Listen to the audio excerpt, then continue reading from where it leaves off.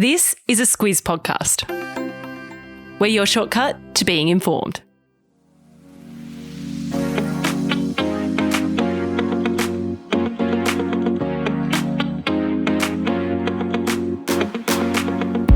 G'day, I'm Kate Watson. And I'm Claire Kimball. We'll start with a recap of our first ever Squiz event, Claire, that was on during the week. Then we'll talk about salmon as hats, and then Syria and that arson attack on a synagogue in Melbourne. Yeah, it's a really packed top of the podcast. Before we get into then what happened in South Korea, there's also the pardon of Hunter Biden and a pesky $3 fee to withdraw cash that just wouldn't go out of the news this week. Yeah, we finished with Tupperware and the New York Times book list.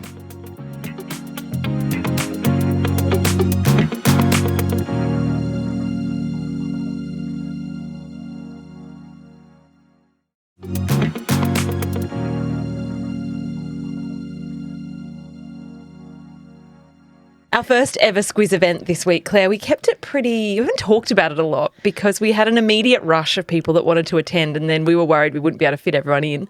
So it was about, 100 people? About 100 people. Yeah. It was very, very, very overwhelming to meet the people that we're talking to on this podcast every week and that Alice and Andrew are talking to every day in the flesh. And kudos to weekly wrappers as well, because we only mentioned it once in the weekly wrap and the whole list filled up. Yeah. So it was incredible, as you say, to just see people in real life. IRL, as they say. IRL, you did say in your speech that you thought there was a slight possibility that maybe all the numbers on this podcast were just some sort of bot farm.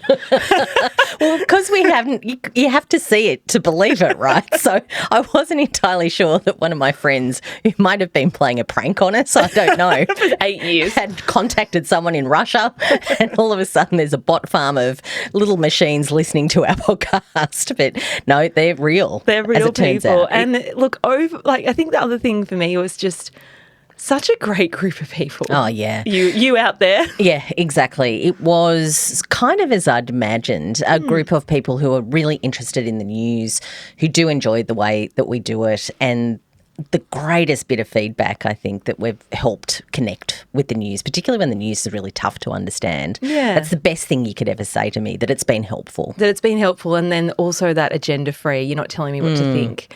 I have no idea how any of them vote. They have no idea how we vote. No. It wasn't ever, it wasn't a topic of conversation, of course. And that was, it just came through in every conversation I had. So we just wanted to say, most of all, thank you to those of you who did come. It was great to meet you. And look, I think we'd like to meet more of you in the future. So For we're sure. working on that. Yeah, you've given us a nice intro. Nice intro. Yeah, more introductions would be nice. Do you want to talk about salmon on the heads of orcas? It seems like a natural segue, doesn't it? I don't know how you connect those two. Well, this was like by far the most engaged with piece of content throughout the week here at the Squiz. So that landed on Tuesday morning. I hadn't had anything to do with the news list on Monday going into Tuesday. So salmon hats was entirely new to me when I opened up the newsletter and then dived into the podcast. I lolled 3 or 4 times. The fish fedora was a line that I'll probably never forget. An incredible story. So what it's about is these orcas or killer whales spotted swimming with dead salmon on their nose. See, I read the story in a bit more detail, and I Don't get into the detail. These are salmon hats. That's all you need to know. Okay, if that's all. But one killer whale was spotted with a salmon on its head. One. It's enough of a sample size for me to say that this is real. There you go. And that was the most clicked link out of the Squiz Today email this week. I think I might have been responsible for about 1,000 of those clicks myself. But yeah, plenty seem to enjoy that one. These were whales off the Washington state coast, not local. You can't see it in action, I don't think. No. Especially because you have to just see one of them. But it was a thing. We have gone on for long enough fun. We thought we'd pick out one of the trickiest news topics, I guess, of the week, which is what happened in Syria. I guess I'll start with sort of what happened is rebels invaded the city of Aleppo. So that's the second largest city in Syria and the surrounding towns. Hundreds of people have been killed, plenty displaced.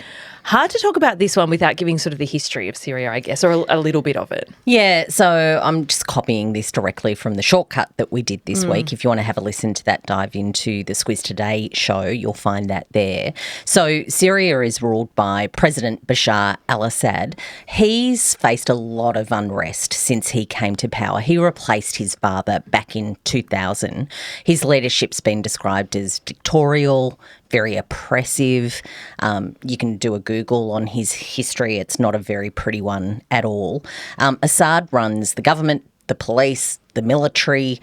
His regime is one of censorship. There's not a lot of free speech in Syria. It's a lot of content to gloss over. The economic conditions are very, very bad. It's just a very bad place to be. The Human Rights Watch organisation says that 90% of their 12 million people are living below the poverty line. Yeah, so there have been attempts to remove Assad over the years. For example, in the 2010s, there was what's known as the Arab Spring. So that was a series of anti-government protests and uprisings across the Arab world, mostly in response to what you've referred to, which is those tough economic conditions and authoritarian regimes. For a bit of context, and again to lift from the shortcut, they began in Tunisia. They spread to other countries, including Egypt, Bahrain, Libya, and Syria. In some places, like Tunisia, for example, the movement led to the establishment of a democracy. Some took a really hard-line approach, and that is certainly what happened in Syria. Yeah, so in the case of Syria, Assad's forces, it was just a crackdown and a really bloody one. There was a huge civil war that grew out of that, and it's really been ongoing since then. Russia dived in to help out Syria. Putin is an ally of Assad's, and essentially that's sort of been bubbling along for quite a bit of time. In the meantime, about 500,000 people have died there. War, as you say, it never really ended. Syria's been in turmoil forever and a day, and particularly in the last few decades. Certainly there's been little outbreaks of fighting over the years, but actually the bubbling along reference is right. But taking a whole city in the way that happened at the start of this week is really notable. Yeah, and just to be clear, these rebel uprisings aren't freedom fighters. They're not people who want a democratic future for Syria. These are Islamic extremists. They're not at all supported by Western governments. Yeah, not the big ones anyway. So, for example, the Pentagon spoke this week. They said, and this is the quote from the press sec, "Let me be clear that the US is in no way involved in the operations you see playing out in and around Aleppo in northwestern Syria. As you know, they're being led by HTS, which is a designated terrorist organisation. The US is urging de-escalation." My question is, who are the rebels then? Who are this HTS group that is said to be the largest and the most effective across this insurgents? Yeah, so officially they're called Hayat Tahrir al-Sham. They're an offshoot of al-Qaeda. If that puts it into a category for you, you can kind of get a sense if they're from the root of that tree, that's essentially who they are. They say that they're more moderate, but certainly when you look at the actions and where they've come from, moderate in that world doesn't mean a whole lot. There's deep opposition, though, to Assad's regime, and they've definitely been a part of that. There's also a coalition of rebels called the Free Syrian Army. They're supported by Turkey, and that's another layer of complication to what's going on. Are we doing that? Are we getting into that? Not right deep into it, but it's just to note that when it comes to then talking to nations about what's going on, because Syria is so heavily backed by Russia, also by Iran, Turkey is sort of an outlier in this because Turkey has all sorts of issues in the region, particularly with its neighbour Syria. So it's just something to clock that Turkey as a state is actually supporting some fighters in this. Yeah, and I guess when you read and listen and watch these stories from the outside, you're constantly searching for like the good guys and the bad guys and who am I supposed to agree with and who am I supposed to disagree with. In this regard, there doesn't seem to be any really good guys. They're all kind of bad guys in the sense that we might describe them to be. Yeah. So if that helps you try and not go like I'm always trying to look for like what, who's right, who's wrong. Well, maybe one side of the very fence, grey. the other side of the fence. It's all very grey. When we talk about the stability of the Assad regime, we look at how that's tracking. Many areas in Syria remain only nominally under state control, in fact. Assad is heavily reliant on that support from those allies that you mentioned, so Russia, Iran and Hezbollah, which brings us to the timing, and that was the topic of conversation this week. What those in the know say is the reason these rebels have been successful over the past little bit is because those allies of Syria are distracted. Yeah. They've got wars of their own going on. They're preoccupied by their respective conflicts. Yeah. What's happening in the Middle East when it comes to Gaza and until recently in Lebanon, when it comes to Europe, what Russia has been doing with Ukraine. So very distracted, and even the commentary around President Erdogan from Turkey using that moment as well, not just opportunistic fighters on the ground. Yeah, it's also just plays into this whole instability in the region. You'll hear that a lot across the news. Escalation in the region. Escalation in the conflict. Instability in the region. That's the theme. Yeah, so it's not only isolated to the countries we've talked about a lot, Israel, Gaza, Iran, but now we're looking at deep unrest in Syria as well. All in all, terrible news for the region, because we know when these things happen, people lose their lives. While we're talking about that part of the world, Claire, a significant vote happened at the UN General Assembly this week, demanding that Israel bring an end to its unlawful presence in the occupied Palestinian territory as rapidly as possible. Australia voted in favour, which was a change. Yeah, a change for us, but in line with most United Nations members. Australia was one of 157 nations that voted in favour of that resolution. There were 7 states that abstained, 8 voted against it, including the United States and Israel. So there was a bit made about us breaking with our major ally. Susan Lee is the Deputy Liberal Party leader. She said that our position was rewarding terrorists. Yeah, there's still ongoing discussion about support for the Palestinian cause and support for Israel and where Australia should be lining up. To bring that question into even more focus was an arson attack on a Melbourne synagogue on Friday morning. Jewish leaders say that's about the unacceptable rise in anti-Semitism. Yeah, and we don't really know a lot more about that attack right at the moment. But on Friday, Israel's ambassador to Australia, Amir Mammon, said that, and this is his quote, "Jewish people around the world are under siege. Australia is not immune to this real pandemic of Jew hatred."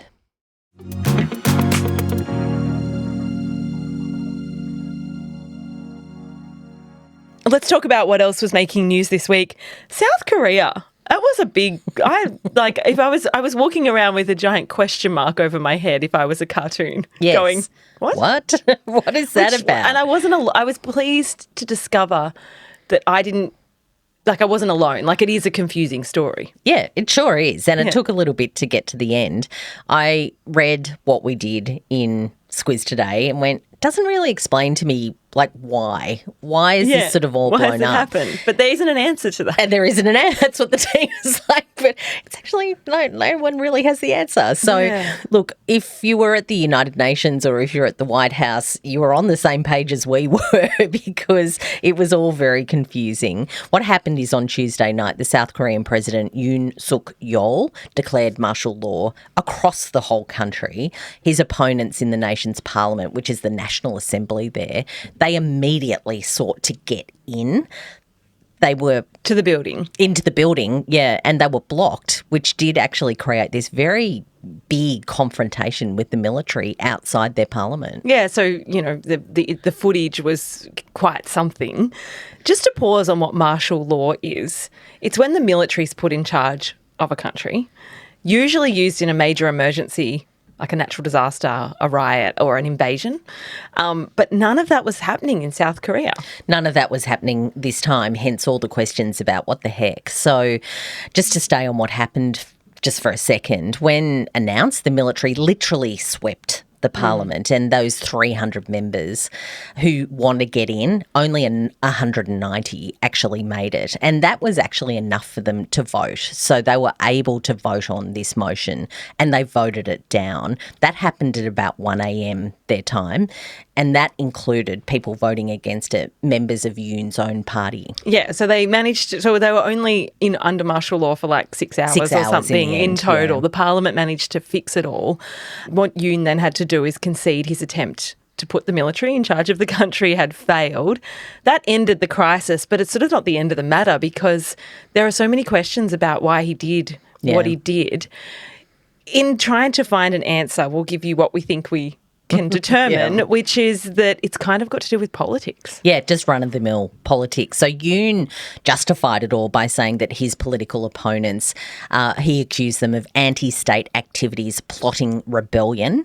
He also claimed that he was protecting the constitution of the country from pro-North Korean forces. But to put the broader political context over it, there's been these domestic political battles between the South Korean leader and the opposition, which is actually the party that controls the National Assembly. So things that have happened in recent months include the impeachment of key members of Yoon's government, also a blocked budget. So it's just, he just says, like, we can't get, the job of the government can't be done here. So, you know, martial law. Over to you, military.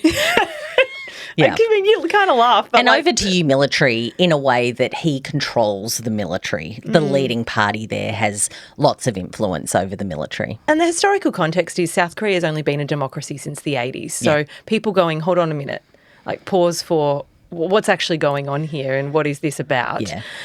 Impeachment is actually on the cards now for Yoon, particularly if South Koreans turn out in huge numbers over the weekend to demand an end to his time in office. That's something that's been predicted. Yeah, so keep that on your news radar this weekend. And just to look at Yoon, he's not a popular bloke even going into this. So the polls there put him at about 25% approval with the Korean public.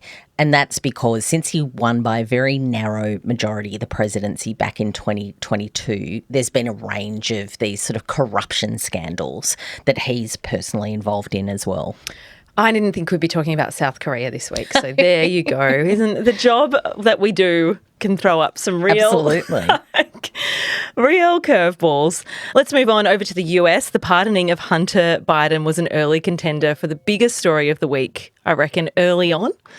But then, and I think that's mostly because, Claire, there's so much opinion about it. The volume of opinion throughout the newspapers has been massive. Yeah, and it's a judgment call, right? Like the idea about whether President Biden should have used his presidential powers in the dying days of what should be a lame duck era of his presidency, whether that was appropriate. Perhaps a really good place to start with this is just the whole presidential pardoning business. Yeah, so I didn't realise it's not that uncommon. No. Like it happens quite a lot. So, for example, Biden has issued 26 pardons throughout his presidency. Many have issued pardons close to them as well. So this isn't, pardoning someone close to you isn't particularly unusual, but we'll explain why this one is. So just to give you an example, in 2020, Trump pardoned Charles Kushner. He's the father-in-law of his daughter, Ivanka. He was sentenced to 2 years prison. He served that time, but then Trump gave him a pardon. Bill Clinton as well, pardoned his younger half-brother, Roger Clinton. Again, he'd served his time on that offence. In the case of Hunter Biden, though, he hasn't even yet been sentenced. So he hasn't paid any due for what he's done. No, he's been convicted in the court and his sentencing was due to happen in a matter of days. Yeah. So he's got in early, President Biden, to make sure that the sentencing doesn't actually go ahead. He's been pardoned of that crime now. So I guess just on what a pardon is, it's the ability for the president to give legal forgiveness. It ends any further punishment. It restores rights, such as being able to vote or to be able to run for office. In some parts of the United States, you can't do that if you've got a criminal conviction or if you're in prison. The power is a really big and broad one that the president has, but it's not limitless either. So, for example, a president can only issue pardons for federal crimes, so national crimes. Yeah, and I guess that forgiveness part is interesting because you can forgive someone for something they've been sentenced for, they've served their time, and then they've been forgiven, which is the case that has usually happened in those two examples I gave, in particular with Trump and Clinton. But again, in this case, he is actually not being held accountable to what he's done. What did he do? That's the other part of the pie here. Back in June, Hunter Biden was convicted of 3 felony charges over his purchase of a revolver. What he did was lie about his use of drugs when buying the gun. He was due to be sentenced, as you say, 13th of December, so in a matter of days. And then in a separate case in September, Biden pleaded guilty to 9 federal tax charges in California. He failed to pay millions of dollars in taxes, so it's tax evasion. He was up for 17 years in prison at his sentencing date of the 16th of December. So, again, not very far away. All of that is excused now. All excused. That's done. To get into the opinion about it, though. So people have views. Yes. People have views is a very good way of putting it. Biden says the only reason that he was convicted in the first place and pursued by the US Justice Department is because his surname was Biden and that it was just a purely political move. And others saying, come on, this just cements Trump's argument that the American judicial system is rotten, politicised, in need of an overhaul. And then there's also the emotional context with this one as well. It really is an emotional story, and it's hard to do it justice with just a couple of sentences. But the context is that Joe Biden lost his first wife and daughter in a car accident. That was back in the 70s. He lost another son to brain cancer. He has a daughter with Jill Biden, his current wife. He's known for being very much of a family man. So the debate really is, has he gone too far in this family loyalty and put that over his actual values, or what should be public values, especially given there's just been so many times in this whole story where he said that he wouldn't ever pardon his son and that he believed, it just against his whole worldview about how there should be separation of powers and the judicial system should be respected, all of those sorts of things. Well, obviously, we're not going to take a position on this one, Claire, but you can read reams and reams and reams of opinion on it in any paper you open, no doubt, over the weekend. I might just spend some time on the weekend doing that. I feel like you might. Yeah. The last one's very different to the other two. It's kind of weird how big this story was this week.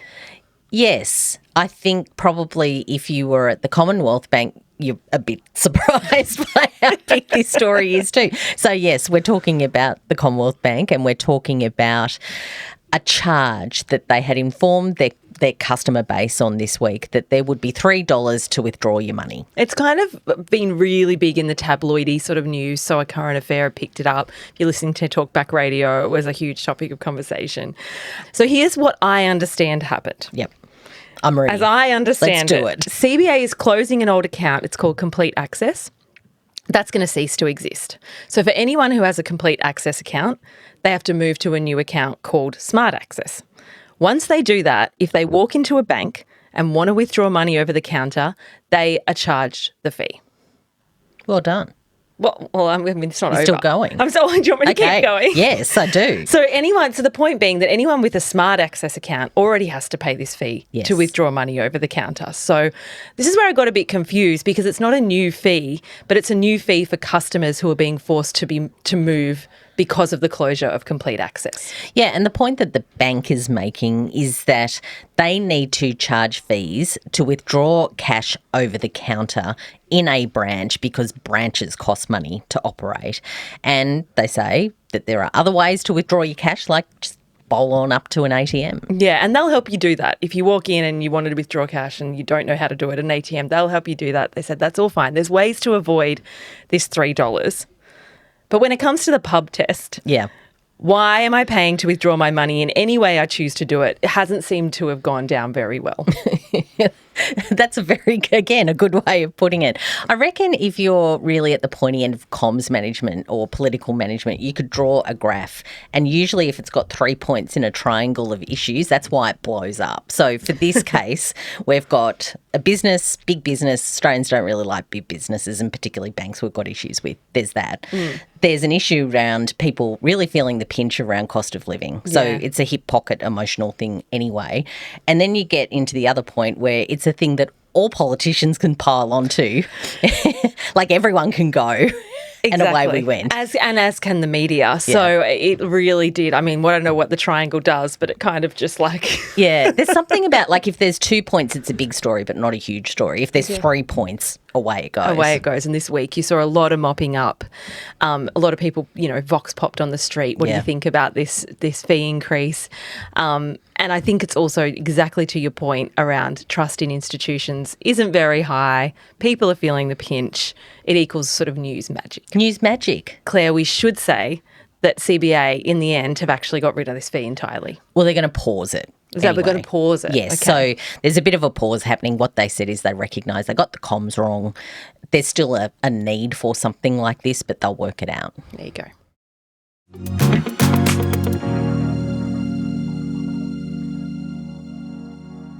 Coming up as we head into the new week, the cricket is on. I'm excited for this. Yeah. A bit of redemption would be great if possible. The second test match between Australia and India started yesterday in Adelaide.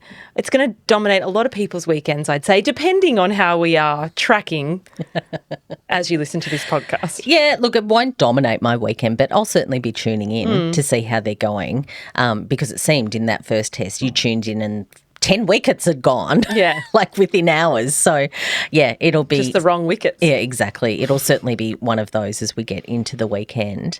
And look, I think redemption is a wonderful story, if we can do that. Fingers crossed. The Mullet Fest Grand Final is on in the Hunter Valley over the weekend. Did you ever have a mullet? You had a mullet. I had a mullet. When you were... What age? It's a really... Look, I won't tell you the whole story. I moved from Yass to Albury. And I had, when I moved... You're telling the whole story. A beautiful bob. I had an incredible longish sort of hair. Anyway, it's the 80s. And before I started at a new school, like the worst moment that you could start at a new school. And it was, for me, it was a bit of a fancy school. Yeah, for some reason I got a mullet cut. I had flicks on the side and a bob at the back. It was the worst.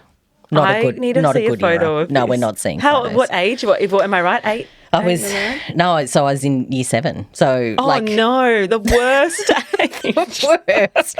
The worst. How long did it take to grow it out? A really long time.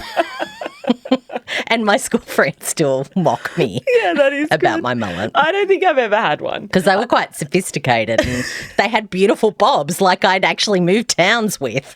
Anyway. It was character forming. There are a lot of people that participate in Mullet Fest who would be very, very, very proud of you. But it's an era you'd like to forget. And speaking of eras, Claire, on Sunday, the final show of Taylor Swift's Eras Tour is on. That's in Vancouver. If you've been thinking it's been going on for a while, you are not wrong. More than 150 shows over 5 continents, nearly 2 years. Remember we went to the Eras concert? That feels like 2 years ago, but it was this year. Yeah, amazing. So, of course, it's the first tour to gross over $1 billion. By the end of it, probably $2 billion. I'm like, is she going to announce a new album at the end? Oh, wouldn't that be great? Yeah, well, she's a superwoman, so maybe. Monday and Tuesday, the Reserve Bank Board is meeting. There was a lot going on when it comes to economic news this week. The latest economic growth figures came out and by all accounts, not great news for Australia. Look, our economy is still growing, so that's good news, but it's growing at a much slower rate than anyone anticipated, and that's bad. Our annual gross domestic product slumped to 0.8% for the year. That's to the July-September quarter.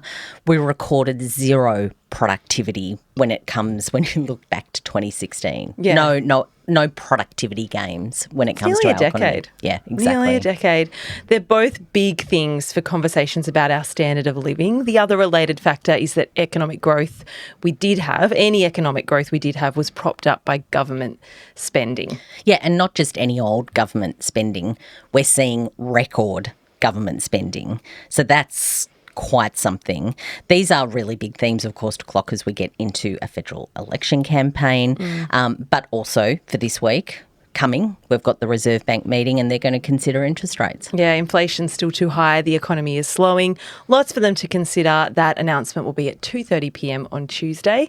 On Friday, Claire, it's the last day of the school year for Queensland, South Australia, Western Australia and the Northern Territory schools. Yep, all the signs are there that we're definitely getting to the end of the year. So close to Santa.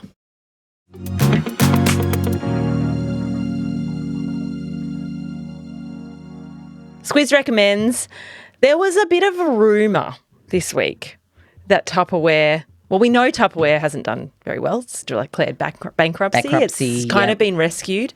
But the rumour is that it hasn't been rescued in Australia and we won't be able to shop Tupperware in Australia for much longer. Got me feeling really nostalgic. You had a kitchen, by the sounds of things, growing up much like mine that was dominated by the Tupperware drawer. Yeah, absolutely. But I was showing you the icy pole. Yeah. Like your mum used to make like the frozen, like she'd make like a frozen icy pole with those Tupperware things. And you were showing me that big platter. Yeah, the platter with the separate things that you can put dips and carrots and you can your still buy them. I love a bit of cabanossi and cheese. Yeah, little cubes of some cheese. Jats. Away you go. Well, you can still buy all those things as it stands. So if you are nostalgic for Tupperware in the way we are, it's still available, and there's a link in your show notes to buy. If you're looking to me for any kind of guidance about what to read as we're heading into this summer season, this is a good one. Of absolutely no use to you whatsoever. Again, I've done no reading for pleasure. I've done a tiny little bit, if you can call a book and a half. That does not count. However, I am feeling inspired. So the New York Times Book Review has their 10 best books of 2024 list out. It's a list that I'm really interested in. The one that's caught both of our eyes, I think, is on Ronald Reagan. Yeah. It's a book it's called Reagan. It's by Max Boot. But look, if you're like us, if you're like me anyway, and you haven't done a lot of reading and you want to cut through with something great, the New York Times is always a great list, I think. There's so many lists out. But I think 10 is enough on a list. Oh. Like I was looking at the Rolling Stones top songs of the year. Yeah. There's 100. Yeah. It's too many. I can't do that. That's too much. It's too much browsing. I just want 10. So this is perfect because it does have a real range. I've read, I think, one of them. The Dolly Alderton one is on there. But there's a couple others I want to grab. So again, a link is in your show notes. I reckon that's us for the day. Yep. Thanks again to anyone who came to our event this week. There'll be plenty of photos of the event, a little video about the event up on Instagram in the coming days, maybe now, maybe on Monday. Better go and give us a follow at The Squiz. And we'll be back. We've got 2 more weeks of Weekly Wrap, Claire. Oh, only 2? Yeah, and then it's Christmas.